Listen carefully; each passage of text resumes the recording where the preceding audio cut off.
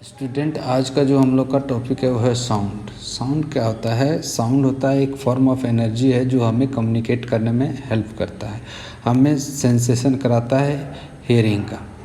तो यहाँ पर देखिए आप लोग, sound is produced a sensation of hearing in our ears. Sound is produced due to vibration and it helps us to communicate with one another. तो sound जो produce होता है वो वाइब्रेशन के वजह से होता है। बिना वाइब्रेशन के साउंड का प्रोडक्शन नहीं हो सकता। जैसे हम लोग देखें तो ड्रम बजाते हैं तो ड्रम से उसमें वाइब्रेशन प्रोड्यूस होता है उसके मेम्ब्रेन पर, जिसके वजह से हमें साउंड सुनाई देता है। हम लोग देखते हो कि स्पीकर बजाते हैं तो स्पीकर में क्या होता है, उसमें देखते हो कि स्पीकर टू एंड फ्रो ऐसे वाइब्रेट करते रहता है, जिसकी वजह से साउंड का प्रोडक्शन होता है। गिटार है, तुम्हारा तबला है, ढोलक है, ये सारी चीज़ें क्या है, बिना वाइब्रेशन के साउंड प्रोड्यूस नहीं कर सकती है। देखिए, बिना वाइब्रेशन का कोई भी चीज़ साउंड प्रोड्यूस नहीं करता है। तो साउंड प्रोडक्शन जो होता है वाइब्रेशन के वजह से, बेल भी होता है, वो सब वाइब्रेशन के वजह से होता है। तो साउंड को पढ़ने के लिए हमें वेव को पढ़ना ज़रूरी है, क्योंकि वेव जो है एक फॉर्म, साउंड जो है एक वेव है। तो हमें वेव का नॉलेज होगा तब भी हम साउंड को पढ़ पाएंगे अच्छे से। अगर वेव का नॉलेज नहीं रहेगा तो हम साउंड को नहीं पढ़ पाएंगे। ठीक है, तो अब हम लोग वेव के बारे में पढ़ते हैं। अब ये टर्म जो हमने वेव यूज किया, ये वेव होता क्या है? आपने कभी कभी देखा होगा कि पॉन्ड्स में कोई स्टील वाटर में अगर हम कोई पेबल्स डालते हैं तो उसमें इस तरह का एक शेप बनता है ना, देख रहे हैं, बल्जिंग शेप बनता है। अब ये शेप जो है ट्रैवल करता है, यहाँ पर हमने डिस्टरबेंस प्रोड्यूस किया, ये डिस्टरबेंस ट्रैवल करते जाता है, हमारे शोर तक चला जाता है। तो यहाँ हमने एनर्जी दिया, लेकिन ये एनर्जी कहाँ तक ट्रैवल कर गया? इस यहाँ से लेके इस एंड तक, शोर तक चला गया, है ना। लेकिन यहाँ जो एनर्जी का ट्रांसफ़र होता है, इसमें मीडियम नहीं मूव करके जाता है वहाँ तक। जैसे वाटर आपको दिख रहा है, ये वाटर पार्टिकल्स जो होते हैं यहाँ से मूव करके शोर तक नहीं जाते हैं, है ना। वो अपने ही जगह पर वाइब्रेट करते रहते हैं, अपने जगह वाइब्रेट करते रहते हैं, और एनर्जी एक मॉलिक्यूल से दूसरे मॉलिक्यूल्स को एनर्जी ट्रांसफ़र करते रहता है, और एक जगह से दूसरे जगह चला जाता है एनर्जी। तो एक्चुअल वेव क्या है? अब आप डिफिनीसन देखें, फिर मैं उसको अच्छे से एक्सप्लेन करूँगा। पहले एक बार डिफिनीसन देख ले इसका। यहाँ पर देखें, wave is a form of disturbance which travels through a material medium due to repeated periodic motion of particles of the medium. Repeated periodic motion, है ना, वाइब्रेट करते रहते अपने ही पोजिशन पर about their mean position. The disturbance is handed over from one particle to another particle of the medium without actual movement of the particle of the medium। इसमें actual movement नहीं होता है particle का। अब इसको समझते हैं। इसमें यहाँ देखें, फिर से हम लोग डिफिनीशन पाएंगे, पहले थोड़ा सा समझ। यहाँ पर जो वेव पल्स फॉर्म हो रहा है, यहाँ पर देखें तो ये मॉलिक्यूल्स जो होते हैं अपने ही पोजीशन पर ऊपर नीचे ऐसे वाइब्रेट करते रहते, ऊपर नीचे वाइब्रेट करते रहते, और ये एनर्जी वाइब्रेशन जो दूसरे मॉलिक्यूल्स को ट्रांसफ़र कर, फिर वो वाइब्रेट ऊपर नीचे वो सिलेक्ट करने लगता है, फिर तीसरे मॉलिक्यूल को ट्रांसफ़र, इस तरह से एनर्जी ट्रांसफ़र हो जाता है। लेकिन इसमें मीडियम पार्टिकल्स एनर्जी प्रोपगेशन के डायरेक्शन में नहीं मूव करता है ना, वो अपने ही पोजीशन पर मूव करता है। जैसे कि देखिए, यहाँ पर देखिए, हमने पॉइंट्स में यहाँ पर एक पेबल्स डाला तो कैसे जा रहा है, एनर्जी ट्रांसफर्स और प्रोपगेट कर रहा है, शोर तक जा रहा है ना। तो इस तरह से हमारा एनर्जी प्रोपगेशन होता है, लेकिन इसमें मीडियम मूव करके नहीं गया। इसमें आप लोग ऐसा भी कर सकते हैं, जैसे यहाँ पर देखेंगे आप लोग वीडियो में, जैसे स्टील वाटर, इसमें आप पेपर पीस को डाल दें और यहाँ पर एक पेबल्स को डालें, तो देखेंगे कि पेपर पीस जो है अपने ही पोजीशन पर वाइब्रेट कर ऊपर नीचे ऐसे हिलता डुलता रहेगा ऐसे, लेकिन वो मूव करके नहीं जाएगा जिधर एनर्जी ट्रेवल कर रहा है। तो इसका मतलब है कि यहाँ मीडियम पार्टिकल्स मूव नहीं करते हैं, है ना। तो अब देखें, यहाँ पर मैं एक, जैसे देखें, एक मान लो कि पॉन्ड्स है, हमने यहाँ पर पेबल गिरा दिया, पहले स्टील वाटर था तो सारे मॉलिक्यूल्स ऐसे थे, सारे वाटर मॉलिक्यूल्स ऐसे थे, है ना, ये वाटर मॉलिक्यूल्स है, पहले ऐसे बिल्कुल फ्लैट था।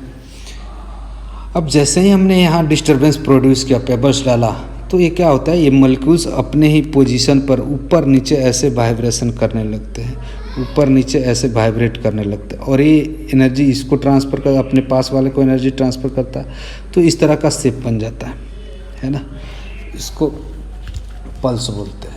तो ये जो एनर्जी ट्रांसफ़र हुआ यहाँ से यहाँ तक, उसमें मीडियम पार्टिकल्स इधर मूव करके नहीं गया, यहाँ से मूव करके यहाँ नहीं, विदाउट मीडियम ट्रांसफ़र के एनर्जी का ट्रांसपोर्टेशन हो गया। एक और एग्जांपल ले लेता हूँ, जैसे आप लोग क्या करें कि स्ट्रिंग ले लें, स्ट्रिंग से क्या करें, स्ट्रिंग को ऐसे टाइटली फिक्स कर दें एक जगह एंड पर, और आप यहाँ पर ऐसे पहले स्ट्रेट था, तो यहाँ इसको मीन पोजीशन बोलते हैं, जहाँ पर नेट फोर्स 0 होता है, मीन पोजीशन ऐसे। अब जैसे ही अपने हैंड को ऊपर लेके ऐसे तेज़ी से करेंगे तो एक इस तरह का पल्स ऊपर नीचे करते रहेंगे तो पल्स जनरेट। अब यहाँ पर हमने एनर्जी दिया, लेकिन एनर्जी कहाँ ट्रांसफ़र हो गया, यहाँ तक। तो इसमें जो मॉलिक्यूल्स होते हैं रोप के, वो ऐसे ऊपर नीचे वाइब्रेट करते हैं, इधर की तरफ मूव नहीं करते हैं, अपने ही पोजीशन पर पीरियोडिक मोशन करते रहते हैं। जैसे हमारा ये स्प्रिंग से अगर कोई ब्लॉक को हैंग कर दें, स्प्रिंग है मान लो, यहाँ पर देखें एक स्प्रिंग है मान लो, और इस पर एक ब्लॉक को हैंग कर दिया हमने, हैंग कर दिया। अब हैंग करने के बाद क्या होगा, ये तो अपने इक्विलिब्रियम पोजीशन पे, यानी इसको मीन पोजीशन बोलेंगे, इसको क्या बोलेंगे, मीन पोजीशन। तो मीन पोजीशन में अगर इस मीन पोजीशन से स्ट्रेच कर दे नीचे की तरफ, तो ये ऊपर नीचे वाइब्रेट करने लगेगा। अगर एयर रेजिस्टेंस को नेगलेक्ट कर दे तो ये ऊपर नीचे हमेशा वाइब्रेट करता रहेगा। और इसी तरह से ये भी मॉलिक्यूल्स हमारा वाइब्रेट करते रहते हैं अपने पोजीशन पर, ठीक है, और एनर्जी का ट्रांसपोर्टेशन होते रहता है। तो इसमें पास वाले मॉलिक्यूल्स को अपना एनर्जी ट्रांसफ़र करता है, ये अपने पास वाले इस तरह से ट्रांसफ़र हो जाता है। इसको और समझते हैं, यहाँ पर देखें, इसको स्ट्रिंग वाला का देखें, एक मैं यहाँ पर दिखाता हूँ आप लोगों को, ये वीडियो में आप लोग ध्यान से देखें। यहाँ पर देखें तो ये देखें, ये मॉलिक्यूल्स जो है ऐसे मूव कर रहा है, ऐसा ही स्ट्रिंग है मान लो, ये वाला जो मॉलिक्यूल्स है ये हमारे, मान ले रहा हूँ कि स्ट्रिंग के मॉलिक्यूल्स हैं, ये देखिए स्ट्रिंग के मॉलिक्यूल्स है, तो ऊपर नीचे ये ओसिलेट कर रहा है, लेकिन देखिए अपने ही पोजीशन पर ओसिलेट कर रहा है, ये अपने ही पोजीशन पर ओसिलेट कर रहा है, और एनर्जी ट्रांसफ़र हो रहा है इस डायरेक्शन में, एनर्जी यहाँ से इधर ट्रांसफ़र हो जा रहा है, और अपने ही पोजीशन पर ओसिलेट कर रहा है। तो इसमें मॉलिक्यूल्स मूव करके चले गए क्या, नहीं मूव करके जाते, अपने ही पोजीशन पर ओसिलेट करते रहते हैं, और एनर्जी ट्रांसफ़र होते रहते हैं। देख रहे हैं पल्स के फॉर्म में जनरेट हो रहा है। इस तरह से हम हैंड को मूव करेंगे तो इस तरह से हमारा एनर्जी ट्रांसफ़र हो जाता है ना, और मॉलिक्यूल्स अपने ही पोजीशन पर ओसिलेट करते रहते हैं। एक और वीडियो दिखाता हूँ मैं वाटर सरफेस वाला, आप लोगों को वाटर सरफेस पर कैसे ट्रांसफ़र होता है, ये वाला वीडियो देखेंगे आप लोग को तो समझ में आएगा। यहाँ पर देखें, और इसी तरह से जो है वेव का, अब यहाँ पर देखें तो यहाँ पर ऐसे ट्रैवल कर रहा है, ठीक है, यहाँ पर 1 मिनट, वीडियो तो छोटा हो गया। हाँ, यहाँ पर देखिए, यहाँ भी एक स्लिंकी रखा गया है जिसको मैन ऊपर नीचे कर रहा है स्लिंकी को, तो देख रहे हैं मॉलिक्यूल्स ऊपर नीचे वाइब्रेट कर रहे हैं अपने पोजीशन। ये वाटर सरफेस पर देखें, यहाँ के मॉलिक्यूल्स को देखें तो ये अपने ही पोजीशन पर ऊपर नीचे वाइब्रेट करते रहता है। ऐसे इसमें थोड़ा सर्कुलर जैसा है, लेकिन वो मूव नहीं करता है उस डायरेक्शन में, अपने ही पोजीशन पर ऊपर नीचे करते रहता है, और एनर्जी का ट्रांसपोर्टेशन होते रहता है एक जगह से दूसरे जगह पर, ठीक है। तो वेव में क्या हुआ, एनर्जी ट्रांसपोर्टेशन, मॉलिक्यूल्स ट्रांसफ़र हुआ क्या, नहीं हुआ। अब डिफिनीशन पर आ जाएं, आप लोग को जो डिफिनीशन बताया था उसमें आप लोग को समझ में आएगा अच्छे से कि क्या डिफिनीशन है उसका। अब देखें डिफिनीशन को ध्यान से सुने। Wave is a form of disturbance which travels through a material medium due to repeated periodic motion. अब देखें मॉलिक्यूल्स जो है रिपीटेड पीरियोडिक मोशन करते रहता है of the particle medium about their mean position, ये हमारा मीन पोजीशन है जहाँ पर नेट फोर्स 0 होता है। The disturbance is handed over from one particle to another particle. अब ये एनर्जी एक पार्टिकल दूसरे पार्टिकल को ट्रांसफ़र कर देता है ना, another particle of the medium without actual movement of the particle of the medium. Actual movement के एक्चुअली इस डायरेक्शन में कोई मूवमेंट नहीं हुआ, अपने ही पोजीशन वाइब्रेट किया। ठीक है, तो इस तरह से वेव जो है हमारा जनरेट होता है। तो आपने समझ लिया होगा वेव के बारे में।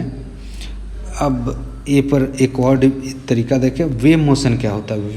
ए wave motion is means of transferring energy from one point to another point without actual transportation of matter between these points. Wave motion, इसको हम लोग वेव मोशन बोलते हैं। अगर इधर हमारा इस एनर्जी ट्रांसफ़र करने का कुछ तो स्पीड होगा, है ना, स्पीड से एनर्जी ट्रांसफ़र होगी। तो wave motion is means of transferring energy from one point to another without any actual transportation of matter between these points. In wave motion, disturbance travels through some medium, but medium doesn't travel along the disturbance. वो अपने ही position पर movement तो करते हैं, लेकिन energy propagation के direction में move नहीं करते हैं। एक्चुअल मूवमेंट नहीं होता, अपने ही पोजीशन पर वाइब्रेट करते रहते और एनर्जी ट्रांसफ़र करते रहते। अब मीडियम के रिक्वायरमेंट के बेसिस पर वेव को 2 कैटेगरी में डिवाइड किया गया।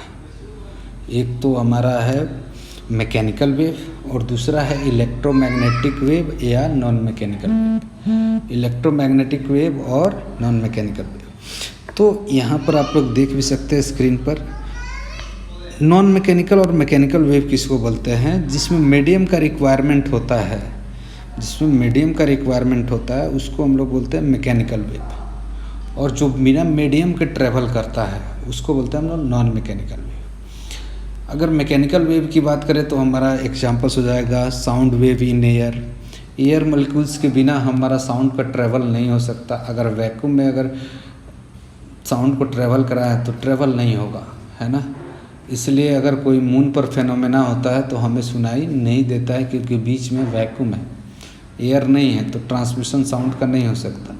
लेकिन वही लाइट जो है हमारा सन से यहाँ तक आ जाता है, बीच में हमारा मीडियम नहीं होने के बावजूद भी यहाँ आ जाता है, तो वो इलेक्ट्रोमैग्नेटिक वेव या नॉन मैकेनिकल वेव है, क्योंकि उसको मीडियम की रिक्वायरमेंट नहीं होती है ट्रैवल करने के लिए एक जगह से दूसरी जगह। और हमारा लाइट एक वेव है, लाइट क्या है, एक वेव है। ठीक है, तो यहाँ पर देखें मैकेनिकल वेव का आपका डिफिनीशन लिखा है, those wave would need a material medium like solid, liquid और gas for propagation are called mechanical wave और elastic wave. Mechanical wave can not travel through vacuum, mechanical wave vacuum से travel नहीं कर सकता, मैंने आप लोगों को बता दिया। दूसरा एग्जांपल वाटर वेव, हमने देखा था वाटर सरफेस पर वेव ऐसे प्रोड्यूस होता है। उसके बाद उसमें medium requirement of water molecules है, wave produce in stretch testing. अब स्ट्रेच टेस्टिंग में जैसे आप लोग जिम में जाते हैं, अपने हैंड को ऊपर नीचे मूव करते हैं तो देखते हैं कि वेव टाइप का शेप बनता है ना, वेव बनता है जिसमें एनर्जी का ट्रांसफ़र एक जगह से दूसरी जगह हुआ, तो उसमें हमारा स्ट्रिंग एक मीडियम हो गया जिसकी एनर्जी ट्रांसफ़र हुई। बीच से अगर स्ट्रिंग को कट कर दे तो क्या एनर्जी ट्रांसफ़र होगा, नहीं होगा। इसमें एयर में बीच में वैक्यूम क्रिएट कर दे तो साउंड का ट्रांसमिशन नहीं होगा। वाटर वेव में बीच में वाटर हटा दे तो हमारा एक मीडियम से दूसरी जगह ट्रांसफ़र नहीं होगा। ठीक है, वेव प्रोड्यूस इन स्प्रिंग, हमने स्प्रिंग में देखा था स्लिंकी में कैसे ऊपर नीचे मूव कर रहे थे तो एनर्जी का ट्रांसफ़र हो रहा था एक जगह से, तो वहाँ हमारा स्लिंकी मीडियम हो गया। इलेक्ट्रोमैग्नेटिक वेव में हमने बताया कि लाइट जो है इलेक्ट्रोमैग्नेटिक वेव है ना। इलेक्ट्रोमैग्नेटिक वेव क्या होता है आप देख लें, those wave which do not need material medium for their propagation and can travel even through a vacuum are called electromagnetic waves because they don't require a material medium like solid, liquid, gas for their propagation. They can travel even through a vacuum. तो ये vacuum के through भी travel कर सकते हैं। जैसे हमने बताया लाइट जो है इलेक्ट्रोमैग्नेटिक वेव है, उसी तरह से हमारा रेडियो वेव, हमारा इंफ्रारेड वेव वो लाइट की तरह ही होते हैं, जो हमें विजुअल नहीं होते हैं, जिसकी फ्रीक्वेंसी बाद में पढ़ेंगे कि फ्रीक्वेंसी और वेवलेंथ अलग अलग होते हैं, जिसके वजह से उनका नाम डिफर रखा गया है ना, डिफरेंट रखा गया। तो ये लाइट जो है, लाइट जो हम विजुअल देख पाते हैं, इंफ्रारेड जिसकी वेवलेंथ हमारे विजुअल रेंज से अलग होता है, रेडियो वेव है ना, तो वेव के फॉर्म में जिसको हम लोग देख नहीं सकते। ठीक है, अब एक्चुअल में प्रोपगेट क्यों करता है, एक्चुअल प्रोपगेशन जो होता है यहाँ पर देखें तो वीडियो के थ्रू मैं दिखाता हूँ। इसमें इलेक्ट्रिक फील्ड और मैग्नेटिक फील्ड के वेरिएशन के वजह से ये एनर्जी का ट्रांसफ़र होता है, ठीक है। अब इसमें इलेक्ट्रिक फील्ड और मैग्नेटिक फील्ड क्या होता है, जैसे हमारा अर्थ जो है अपने चारों तरफ एक फील्ड क्रिएट करता है, ग्रेविटेशनल फील्ड, जिसमें अगर कोई भी ऑब्जेक्ट आता है तो उसको अट्रैक्ट कर लेता है अपने सेंटर की तरफ। उसी तरह से हमारा एक चार्ज होता है जो दूसरे चार्ज पार्टिकल को अट्रैक्ट करता है या रिपेल करता है। या मैग्नेट को भी देख ले तो मैग्नेट भी अपने चारों तरफ एक फील्ड क्रिएट करता है, जिसमें कोई भी आयरन फीलिंग्स या मैग्नेट आता है तो उसको अट्रैक्ट कर लेता है और वो उस फील्ड के वजह से अट्रैक्ट होता है। उसी तरह से ये भी चार्ज जो है इलेक्ट्रिक फील्ड क्रिएट करता है और मैग्नेट मैग्नेटिक फील्ड क्रिएट करता है। तो इसके वेरिएशन के वजह से हमारा इलेक्ट्रिक फील्ड और मैग्नेटिक फील्ड क्रिएट होता है, ठीक है। तो ऐसे हमारा देखेंगे कि इलेक्ट्रिक फील्ड और मैग्नेटिक फील्ड वेरिएट करते रहता है और एनर्जी प्रोपगेट करता है। मैं वीडियो चलाता हूँ, आप लोग को देख सकते हैं स्क्रीन पर। देखिए 1 मिनट, देखिए कैसे इलेक्ट्रिक फील्ड और मैग्नेटिक फील्ड वेरी कर रहा है। ऐसे वेरी कर, दोनों परपेंडिकुलर होते हैं, एक दूसरे के परपेंडिकुलर है और एनर्जी का ट्रांसपोर्टेशन एक जगह से दूसरे जगह होते रहता है ना। और एनर्जी डायरेक्शन होता है इस तरह से E क्रॉस B के अलग होता है। देख रहे हैं कैसे वेरिएट कर रहा है और एनर्जी ट्रांसपोर्ट वैल्यू चेंज होते रहता है वेव की तरह। इलेक्ट्रिक फील्ड भी वेरी करते रहता है और मैग्नेटिक फील्ड और ट्रांसफ़र होता है। तो ये हमारे सिलेबस में उतना नहीं है, बस आप समझ लिए कि इन्हें ट्रांसफ़र होता है, इसके एग्जांपल याद रखें। इसको ज़्यादा समझने की ज़रूरत नहीं है, जब आप आगे क्लास में जाएंगे तो आपको अच्छे से समझ में आएगा। अब देखिए इन दोनों में डिफरेंस क्या होता है, मैकेनिकल वेव और नॉन मैकेनिकल वेव में। यहाँ पर देखें तो एक तो डिफिनीशन के बेस पर they required material medium mechanical wave को, they don't required material medium for their propagation, है ना। उसके बाद देखें तो दूसरा पॉइंट जो है they cause due to vibration of the particles of the medium, vibration के वजह से होता है, हमने देखा था। और इलेक्ट्रोमैग्नेटिक वेव में इलेक्ट्रिक फील्ड और मैग्नेटिक फील्ड के वेरिएशन के वजह से होता है। Cause due to varying electric field and magnetic field, देखा था कैसे वायरी कर रहा था, ऐसे ऐसे चेंज हो रहा था इलेक्ट्रिक फील्ड और magnetic field. They have low speed, they have high speed, they have. अब देखो मैकेनिकल वेव का स्पीड कितना होता है, साउंड का स्पीड 340 मीटर पर सेकेंड होता है एयर में, सॉलिड में 1500 मीटर पर सेकेंड होता है, सॉलिड में 5000 मीटर पर सेकेंड होता है और लिक्विड में 1500 मीटर पर सेकेंड होता है। वाटर में डिफरेंट में वाटर के लिए भी अलग अलग होगा। और लेकिन इसकी लाइट की स्पीड देखिए स्टूडेंट तो कितना होता है, 3 × 10⁸ मीटर पर सेकेंड, काफ़ी हाई स्पीड होता है, ठीक है। और their speed varies from medium to medium, इसका मैकेनिकल वेव का मीडियम टू मीडियम वेरी करता है। Their speed always constant in vacuum and its value is इतना। Generally they have low frequency and large wavelength, इसका जो होता है wave length का मैं अभी पढ़ाऊँगा वेव लेंथ क्या होता है। जैसे आपने देखा था 2 बल्जिंग पार्ट जो बना हुआ था जिसको हम लोग क्रिस्ट बोलते हैं, यहाँ पर देखें ये वाला जो पार्ट दिख रहा है यहाँ से यहाँ तक, ये वाला यहाँ से यहाँ तक, इसको हम लोग वेव लेंथ बोलेंगे, ठीक है। और फ्रीक्वेंसी होता है number of oscillation per unit time, उसको बाद में हम लोग अच्छे से पढ़ेंगे तो उसमें आपको समझ में आ जाएगा कि क्यों डिफरेंस था, ठीक है। तो आप अभी बस ये देख लें कि इसका फ्रीक्वेंसी काफ़ी लो होता है लो frequency and large wave length mechanical wave का, और इसका फ्रीक्वेंसी काफ़ी हाई होता है। देख रहे बहुत तेज़ी से वाइब्रेट करता है इलेक्ट्रिक फील्ड और मैग्नेटिक फील्ड, और वेव लेंथ काफ़ी स्मॉल होता है, यहाँ तक तो हम लोग देख भी नहीं सकते उसको। दे कैन ट्रांसवर्स और लॉन्गिट्यूडनल और दे विल नॉट ट्रांसवर्स, इसको मैं बाद में बताऊंगा, ट्रांसवर्स और लॉन्गिट्यूडनल को बाद में बताऊंगा। इसके एग्जांपल्स हो गए sound wave and matter wave, light wave and radio wave, ठीक है। लाइट वेव जितने हैं, जिस तरह के लाइट होता है रेडिएशन होता है, जो भी लाइट प्रोड्यूस होता है green blue white infrared ultraviolet red, ये सारे इलेक्ट्रोमैग्नेटिक वेव है, ठीक है। अब देखो इस वेव को पहले तो हमने मीडियम रिक्वायरमेंट के बेसिस पर 2 कैटेगरी में डिवाइड किया गया। अब इसके मीडियम पार्टिकल के वाइब्रेशन के बेसिस पर हम लोग इसको डिवाइड करेंगे 2 कैटेगरी में, एक हमारा ट्रांसवर्स वेव और एक हमारा लॉन्गिट्यूडनल वेव है। यहाँ पर देखिए मैंने 2 कैटेगरी में डिवाइड किया है, transverse wave and longitudinal wave. Transverse wave क्या होता है? अब हमने देखा था कि इसमें वीडियो में आपने देखा था, मैं यहाँ फिर से आपको दिखाता हूँ। ट्रांसवर्स वेव का वीडियो ये वाला था ना, एक मिनट दिखाता हूँ मैं। यहाँ पर देखें तो यहाँ पर देखें तो ये मीडियम पार्टिकल्स जो थे, मीडियम पार्टिकल्स जो थे यहाँ पर वो परपेंडिकुलर डायरेक्शन में वाइब्रेट कर रहे थे। मीडियम पार्टिकल्स परपेंडिकुलर डायरेक्शन में वाइब्रेट करते हैं। यहाँ भी देखें मीडियम पार्टिकल्स परपेंडिकुलर डायरेक्शन में वाइब्रेट कर रहे हैं। यहाँ भी देखें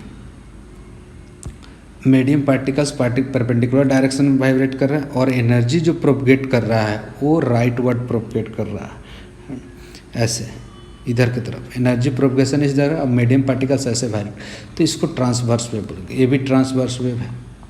स्ट्रिंग वेव भी ट्रांसवर्स है। स्ट्रिंग में भी हम लोग ऐसे पार्टिकल्स को वाइब्रेट करते हैं और अपने ही पोजीशन पर ऐसे वाइब्रेट करते रहता है।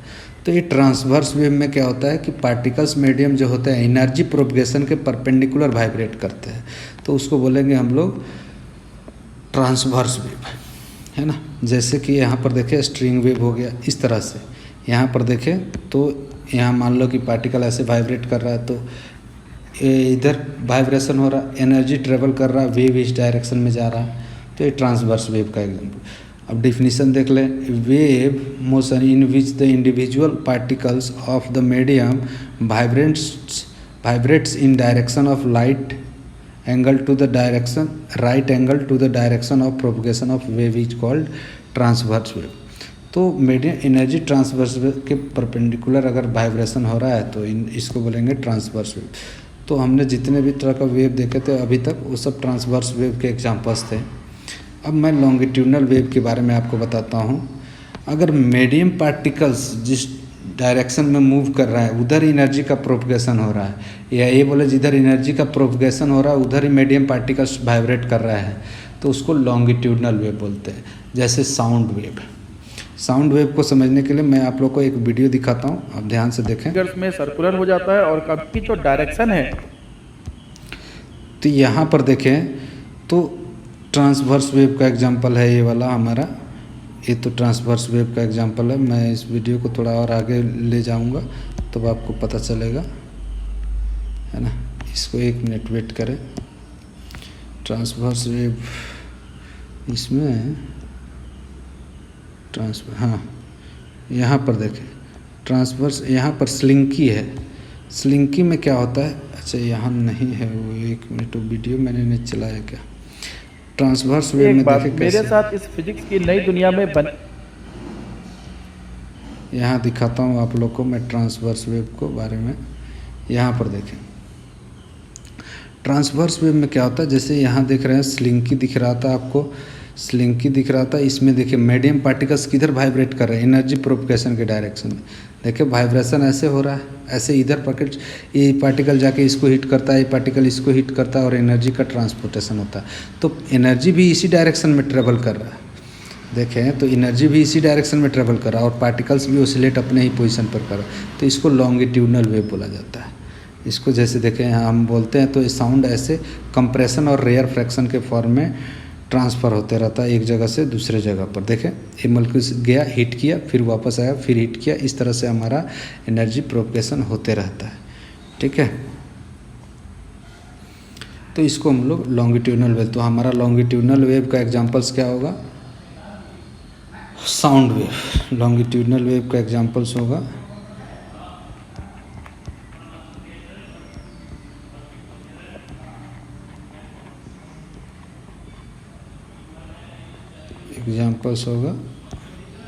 साउंड वेव, या ऐसे बोल सकते wave in slinky, wave in spring, या स्लिंकी बोले, स्प्रिंग स्लिंकी। ठीक है, तो ये एग्जांपल्स हो गए इसके। आज के लिए इतना ही, नेक्स्ट वीडियो में और पढ़ेंगे।